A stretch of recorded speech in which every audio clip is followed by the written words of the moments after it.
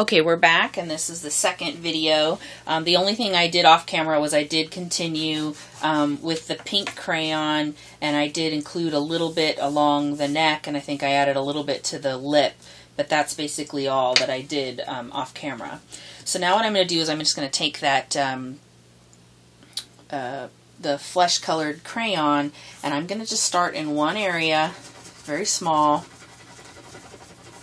and I'm just going to blend.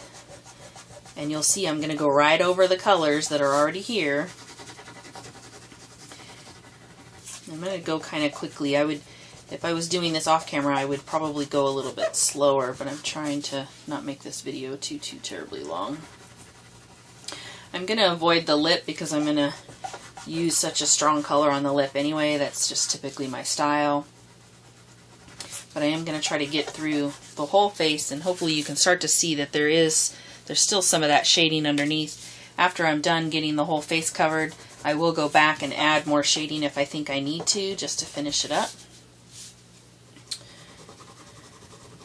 I work in small sections, and I blend, and you'll start to feel on your finger as you go, you'll actually start to build up color, and you'll feel it'll get really smooth, and it won't be as difficult to get the color on the page after you've got a couple of layers up. It won't hurt your finger quite so bad. Or you'll be like me and eventually you'll just have a really strong finger because you do this so often.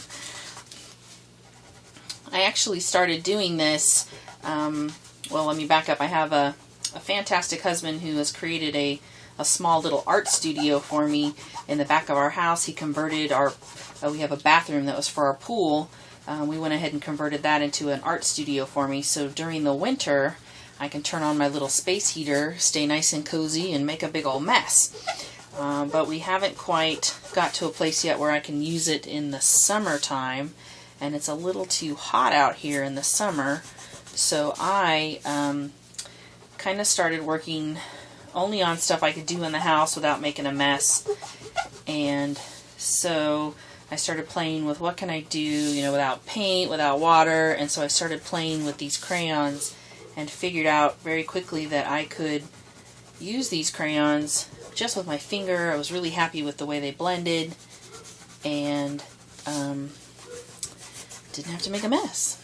And so during the summer months I tend to do less messy art in the house. I also spend a lot more time at the pool, so it all works out. Okay, so as you can see, I've got a layer of color that I'm liking, and let me just kind of quickly get through the rest of this. I will leave the eye area and the lip area. I'll tend to not color that in because I am going to use a heavy dose of color. I like really dark, bright lips and eyes. My girls are going out somewhere. They're doing something good. So they've got lots of makeup on, if you will. I just like the graphic look to it. And so I'm going right over with the crayon. I'm not blending it as well as I probably would off camera, but I just want to make sure you get the idea of what I'm trying to accomplish here. And so, let's see. So that's about as far as I would go. I would put a little on the top of the nose, but I am going to spend an awful lot of time trying to highlight that area, so you don't want to cover it up too much because it's mostly white. And so now you can see that the areas of shading are still there, but there's now more of a monochromatic look to the face. You can also see I've left some areas kind of undone. I'll do that on purpose just because I want to make sure that I continue to keep that kind of graphic quality look to my piece. So I will go back with a white crayon and continue and almost just kind of go back in and re-add those highlights. So the arrow on the nose and across the forehead. Add those triangles back in underneath the eyes.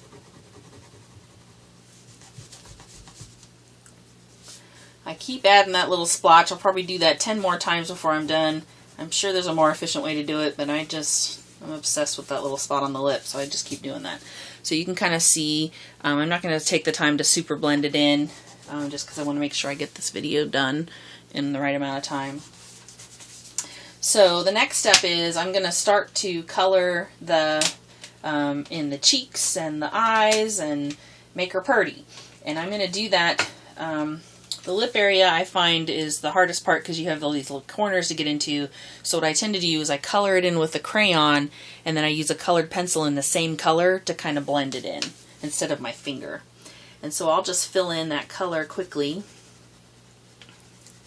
I'll just do the top and then I'll do the rest off camera. And then I take that colored pencil and I use it just to kind of make sure I get all the way up into all those corners, because if I try it with my finger it just makes a big old mess. And I'll usually do this a couple of times because, as you can see, you might be able to see that, the colored pencil, as you're working the crayon into the corners, basically just takes a lot of the crayon off of the page. But that's okay, it works for me. And so I'm going to go ahead and stop this video, and then I'll come back with the next one.